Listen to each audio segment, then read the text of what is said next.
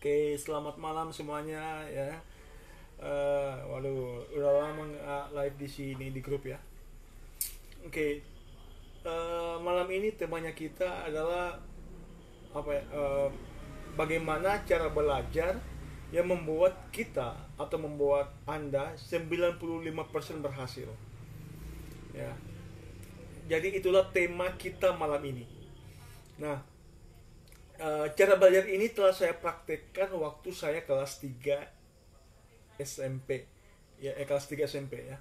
Jadi eh, ini saya praktekkan dan saya dapatkan ketika saya kelas 3 SMP. Nah, ketika saya dapat cara belajar ini, sejak saat itu kehidupan saya berubah. Nah, malam ini spesial untuk Anda yang berada di grup ini saya bahas. Nah, sebenarnya ini adalah rahasia kelas 7 langkah. Cuma karena saya ingin Anda berubah yang ada di grup ini, maka saya bagikan ilmunya. Nah, kalau Anda merasa ilmu ini sangat bermanfaat, nanti Anda bisa undang orang untuk masuk ke grup ini. Oke, sambil menunggu yang lain, saya mau mulai materinya. Nah, sebelum saya mulai materinya, saya mau memberi perjalanan saya untuk mendapatkan cara belajar seperti ini. Sebelum saya dengarkan suara dulu ya. Nah, jadi waktu itu saya kelas 3 SMP. Kelas 3 SMP itu guru saya mengajar bahasa Inggris. Dia cerita waktu itu kami kan sedang menghadapi ujian nasional waktu itu. Nah, kami belajar keras di situ. Nah, kemudian beliau mengatakan seperti ini. Beliau cerita begini. Saya waktu itu waktu ujian nasional, saya bermain PlayStation. Kalau ada masih tahu PlayStation, kalau semacam kalau zaman sekarang anak zaman now itu namanya Mobile Legend. Sejenis Mobile Legend, PUBG, Free Fire ya. Nah, sejenis itu. Pada ujian nasional dia bermain itu ketimbang belajar. Nah, lalu kami semua terkejut dan bertanya, kenapa Bapak bisa melakukan seperti itu? Ya, nah begini dia bilang, kenapa saya bisa main game pada saat ujian nasional, pada malam, ya maksudnya malamnya bukan ujian nasionalnya. Nah, kenapa karena begini, dia 4 bulan menuju ujian nasional, ya 4 bulan menuju ujian nasional dia telah mempersiapkan semuanya. Dia belajar keras. Nah, teman-temannya ini santai, ya hadir. Mbak Tia hadir. Oke.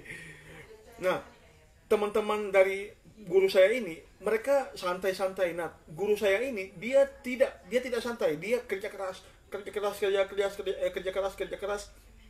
Nah, akhirnya ketika tiba waktunya saat teman-temannya lagi 1 minggu ujian nasional, teman-temannya ini belajar keras.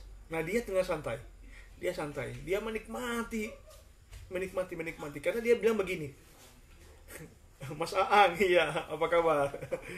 Nah, dia bilang begini, kenapa kita harus santai pada saat mendekati ujian?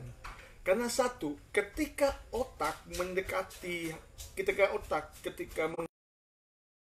di press, maka daya pikirnya pada saat kita menghadapi ujian itu tidak akan bisa begitu.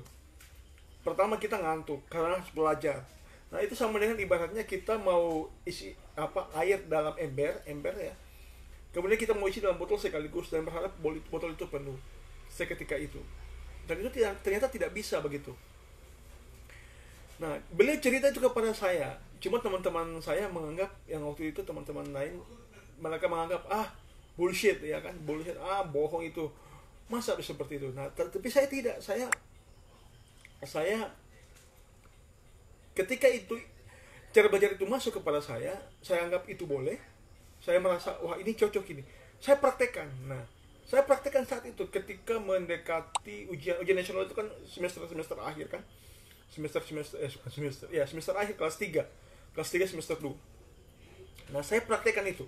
Saya belajar mati-matian. Nah, Anda tahu apa yang terjadi? Satu SMP, sampai kelas berapa ya? Sampai kelas 3 semester satu. Bukan. Ya, semester 1, ya mendekati ujian nasional itu. Ya, mendekati kelas 1 sampai kelas 3 semester satu, saya tidak pernah masuk 2 besar. Selalu 9, 10, kadang-kadang tidak dapat juara. Nah, ketika saya praktik itu, saya belajar matematian, try out, ya ujian try out, uji coba ujian nasional, saya mendapat peringkat pertama. Di situ orang kaget, waduh gila, dahsyat sekali maksudnya. Nah, kemudian ketika mendekati ujian raport, menerima hasil raport, saya mendapatkan peringkat kedua di kelas unggulan. Itu sangat-sangat luar biasa. Bahkan saya disalut oleh kepala sekolah saya. Ketika waktu itu kami tidak ada guru,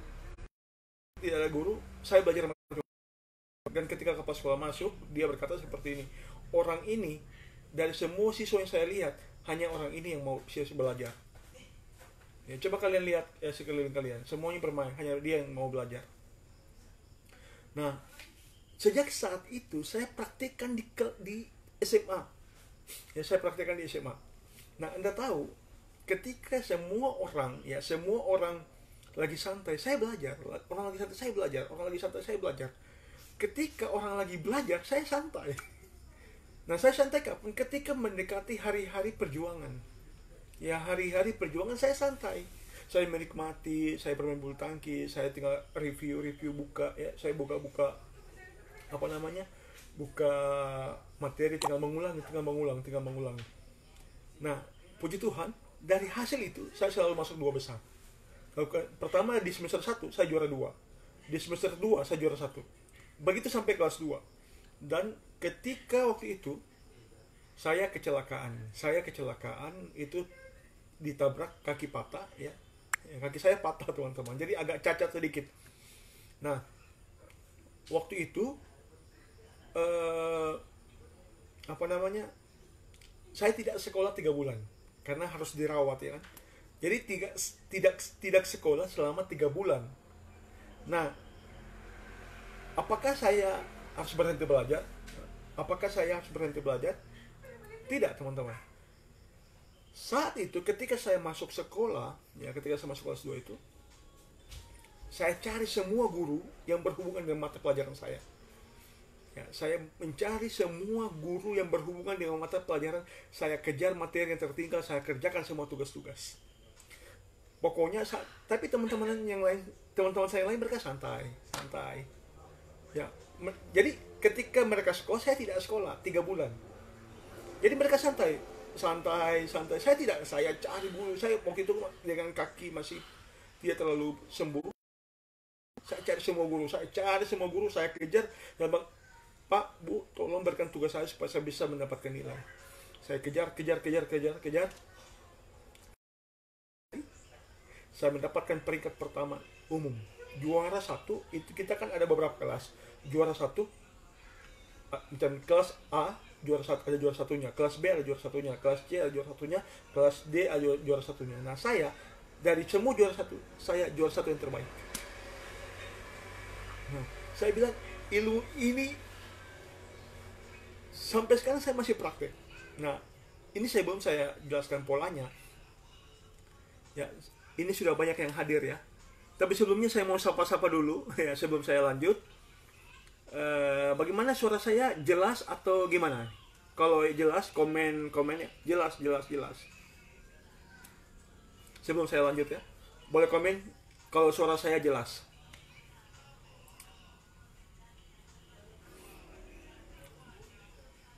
Karena sudah ada lumayan yang hadir. Kalau jelas, komen jelas. Karena waktu kita ya 45 menit lah. Saya bocorkan rahasianya. Kalian praktek hari ini pasti dahsyat, ya.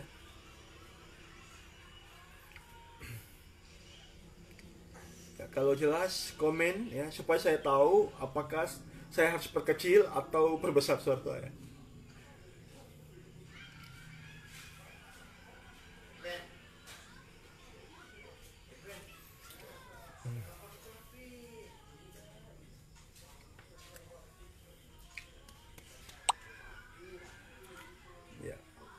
Oh jelas ya.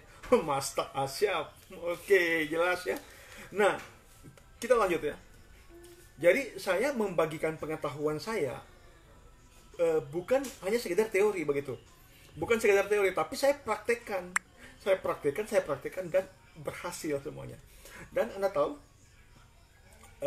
waktu itu saya ikut tes ketika ketika lulus kuliah saya ikut tes di salah satu perusahaan BUMN, ya BUMN. Saya belajar lagi, belajar. Saya peringkat pertama di tes itu. Ya, di tes itu saya peringkat pertama. Dan ketika ada tes di badan pertanahan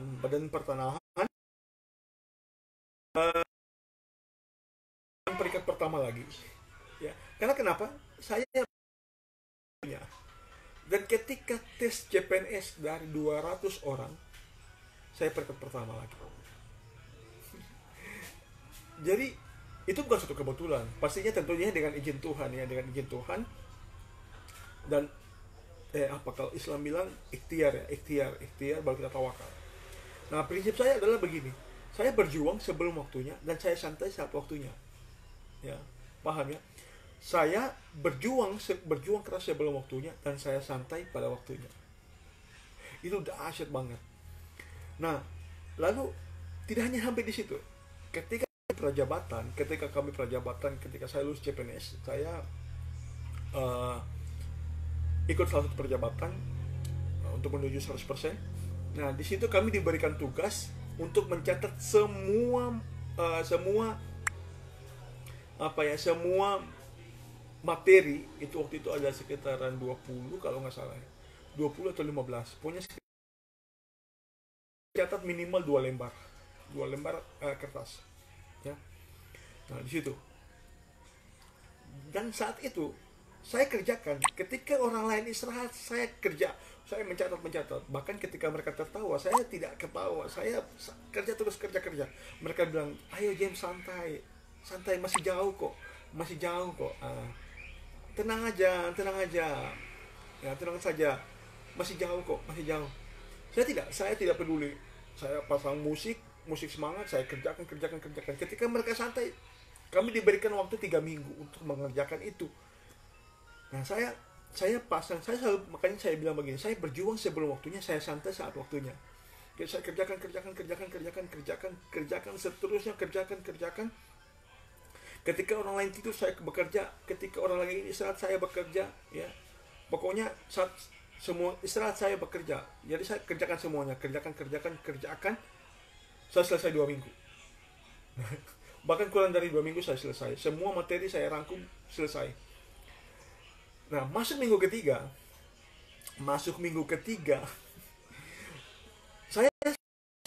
saya ketika tidur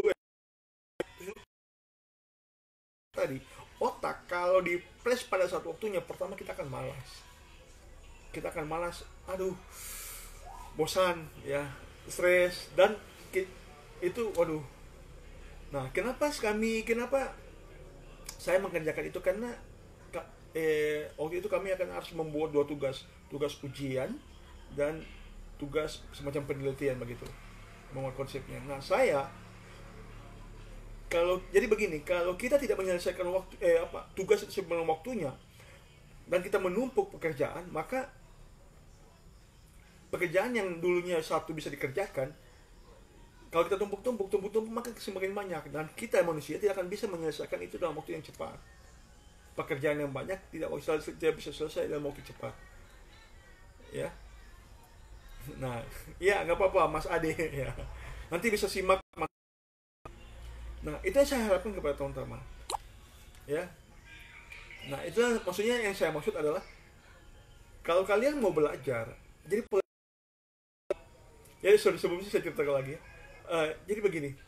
Nah, teman-teman saya waktu itu, ketika mereka berusaha, saya santai. Saya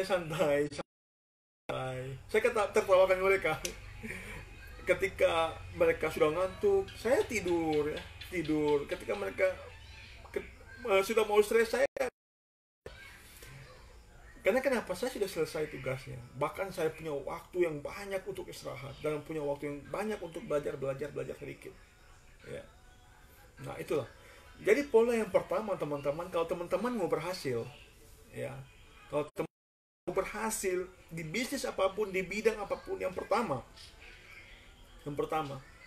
lakukan di atas rata-rata semua orang yang orang lakukan.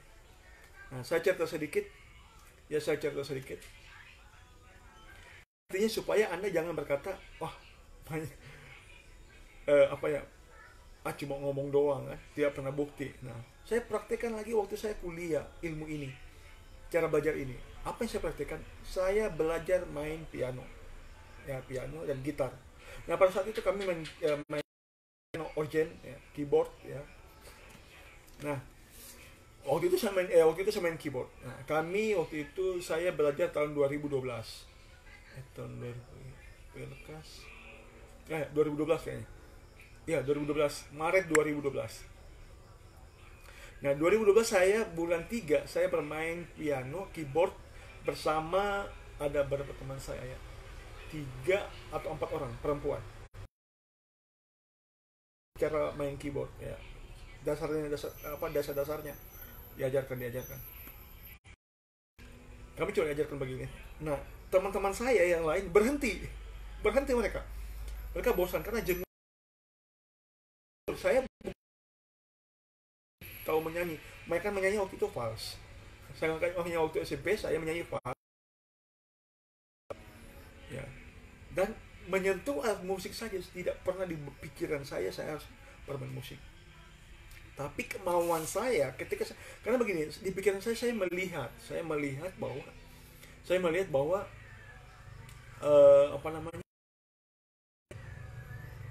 enak sekali begitu kalau kita bisa main keyboard, kita bisa seperti orang ini, kita nyanyi sambil main keyboard. Saya merasa saya senang sekali kalau bisa seperti itu. Nah, apa yang saya lakukan ketika orang lain pulang kampus, saya bermain. Ketika orang lagi istirahat kuliah, ya jam istirahat kuliah, saya pergi, saya bermain terus. Semua orang meragukan saya. Aduh, tidak mungkin kamu bisa, sangat tidak mungkin. Kamu jangan paksa. Saya tutup telinga, konjal terus. Saya yakin bahwa sebentar ya, kalau pertanyaan sebentar ya. Nah, saya yakin bahwa saya pasti bisa melakukan ini dengan izin Tuhan. Tapi saya selalu berdoa bahwa saya yakin suatu saat saya bisa. Saya praktek. Jadi ketika orang lain istirahat, saya praktek. Ketika orang lain istirahat, saya praktek. Dan puji Tuhan, itu berhasil. Dan saat ini saya bisa dipakai. Waktu itu di kampus saya bisa dipakai, ya, pengiring musik, musik apa ya, ketika kami ada ibadah KKR, saya dipakai. Walaupun tidak jago, tapi bisa lah untuk bermain dengan izin Tuhan tentunya dan usahanya kita. Nah, inilah yang saya maksud, adalah kita melakukan di atas rata-rata yang orang tidak lakukan. Maksudnya di atas rata-rata orang yang lakukan. Nah, ini ada pertanyaan nih sebelum saya lanjut ke tips belajar yang selanjutnya. Mbak Tia, melakukan yang di atas rata-rata orang lakukan, contohnya apa saja, Kak? Misalnya, tadi sudah saya cerita bahwa teman-teman saya, mereka belajar, ya, tapi pada saat waktunya. Misalnya, kemarin saya belajar, waktu itu ujian UN, teman-teman saya belajar nanti 1 minggu UN, ya kan? Saya tidak. 1 bulan, 3 bulan berikutnya, 3 bulan sebelum mendekati hari H, ujian, belajar. Saya belajar.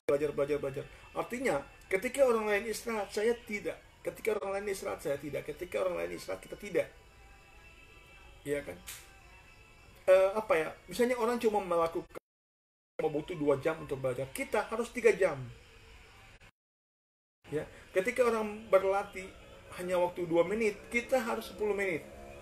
Intinya di atas rata-rata. Ya, kalau kebanyakan orang saat ini mungkin belajarnya cuma sampai jam 10, nah kita bisa sampai jam 11. Belajar. Ya, maksud saya seperti itu. Dimengerti ya, Mbak Tia? Ya, Sukmawati, malam. Ya, jadi gimana Mbak Tia ya? Paham ya? Jadi kalau Mbak Tia mau belajar, usahakan belajarnya harus di atas rata-rata. Nah, coba lihat teman-temannya. Nah, teman-temannya ini misalnya, atau begini, itu cari jadi pertama dari segi waktu. Ketika orang lain cuma 2 jam, kita harus 3 jam. Ya, gitu. Ketika orang lain cuma membaca 2 buku, kita harus 3 buku. Gitu. Ketika orang cuma mungkin, misalnya saya ajarkan ke Sri Lanka. Ketika yang reseller lain, bukan kelas Sri Lanka ya, misalnya reseller lain, kelas online lain, mereka cuma interaksinya, mungkin mereka cuma komentarnya bagus, mantap. Nah, saya ajarkan pola lain. Saya ajarkan pola bagaimana membuat komentar lebih banyak. Itu kan di atas rata-rata. Sehingga reseller kelas Sri Lanka statusnya malah meningkat. Meningkat. Karena apa? Kita melakukan di atas rata-rata yang orang tidak lakukan. Ya kan? Ketika kita cuma like 5 orang, saya ajarkan lain. Berapa? Ada di tugas harian ya. Tugas harian kelas Sri Lanka saya ajarkan di situ.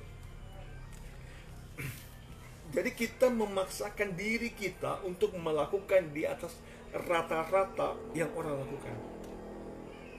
Ya. Praktekkan.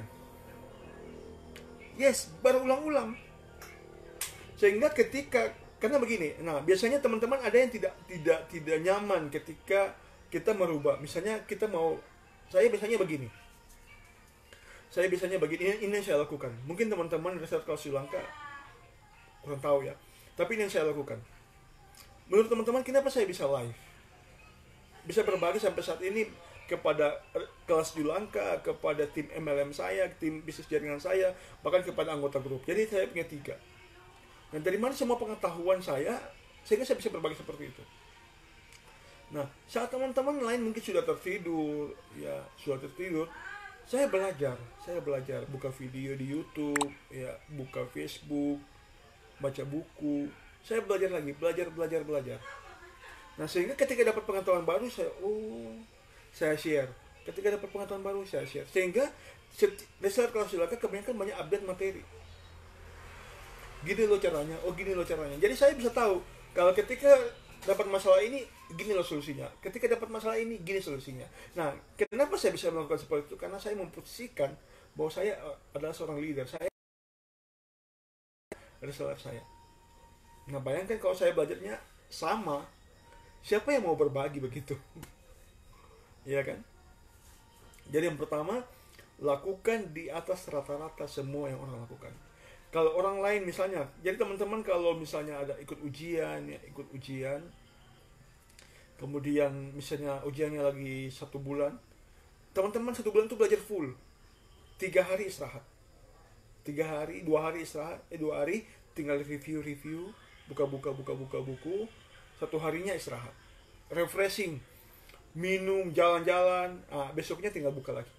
Tadi bukanya bukan buka memahami, tidak, tinggal ini jawabannya ini, oke, sip, tutup, baca doa, maju dengan nama Tuhan dan sebut orang tua. Gitu pola saya. Ya, yang pertama, lakukan di atas rata-rata semua yang orang tidak lakukan. Ya, maka kalian pasti berhasil. Ya, mungkin ada orang lain meragukan Anda. Aduh, istirahat aja. Aduh, sudah waktunya istirahat. Jangan, lakukan sampai itu jadi kebiasaan. Nah, sampai saat ini saya jadi kebiasaan. Maaf coach, ada chat masuk, mau konsultasi bisnis. Oke. Nanti bisa di-review lagi video ini kan. Masih bisa nonton siaran ulang. Karena video dalam grup ini tidak dihapus. Nah, begitu. Jadi, itu yang pertama. Jadi lakukan di atas rata-rata apa yang orang lain lakukan. Ya. Sampai di sini paham ya? Sebelum kita lanjut ke cara belajar yang kedua, ya. Oke. Kalau paham, komen paham. Kalau tidak paham, saya belum lanjut. Kalau yang tidak paham, nanti tanya kepada yang paham. Gitu. Oke. Kalau yang paham boleh komen di bawah paham. Yang tidak paham, tanya sama yang paham. Gitu. Oke. Nah, belajar yang kedua adalah kita belajar untuk membaca semua materi dengan teliti dulu. Nah, biasanya orang begini. Misalnya gini, ini yang saya alami dulu dan saya lihat di teman-teman saya. Nah, mereka begini, Pak, gimana cara closing? Pak, gimana sih materinya? Sudah dikasih materinya. Ini pesannya kamu baca dulu, pelajari dulu pelan-pelan, baca pelan-pelan, jangan buru-buru. Baca pelan-pelan, ada beberapa video, pesan, apa sebagainya, dibaca dulu. Dibaca, baru setelah itu kamu tanya, catat bagian. Jadi ada dua materi ini kan. Jadi yang pertama, kamu harus baca semua materi sampai selesai, ya, sampai selesai. Kedua, catat bagian mana yang tidak dipahami, atau catat ulang materi yang telah disampaikan dengan misalnya contoh saya biasanya belajar begini. Waktu itu saya membaca sebuah buku dari salah satu masta. Saya baca bukunya, saya catat, oke, ini materinya ini. Saya tulis dengan bahasa saya sendiri, saya tulis. Oke, jadi tulis apa yang kita pahami begitu, berdasarkan materi yang disampaikan oleh pemateri itu, atau buku atau ilmu yang kita dapatkan. Ya, kita catat begitu.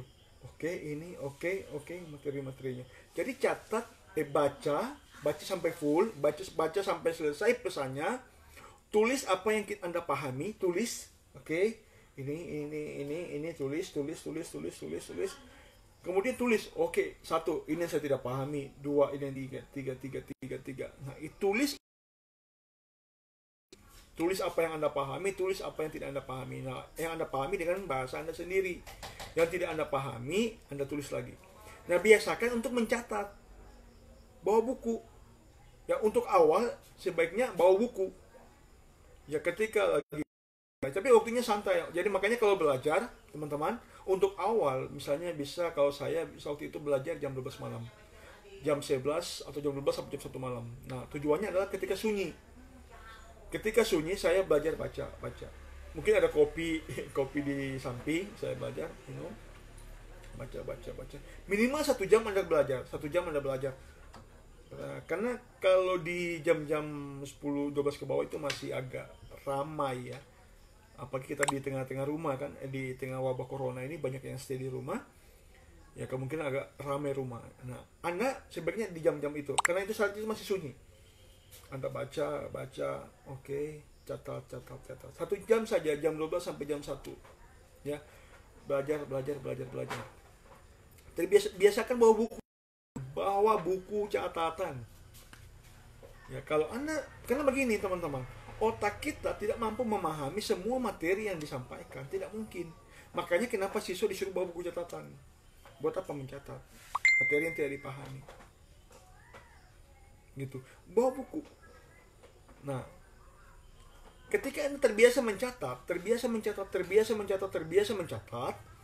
ya, pikiran Anda akan memahami, oke, polanya begini. Nanti suatu saat Anda akan, ketika di jalan, ketika di manapun, ada saja inspirasi. Nah, ketika Anda tidak mencatat, ilmu itu bisa. Nah, itu sangat rugi begitu teman-teman. Jadi teman-teman, kalau memang mau berhasil, pertama tadi lakukan di atas rata-rata yang orang lakukan. Kemudian biasakan membaca sampai selesai materi yang disampaikan. Jangan materi disampaikan, tanya. Harusnya tanya lagi. Nah, setelah itu habis ditanya, dia tidak catat.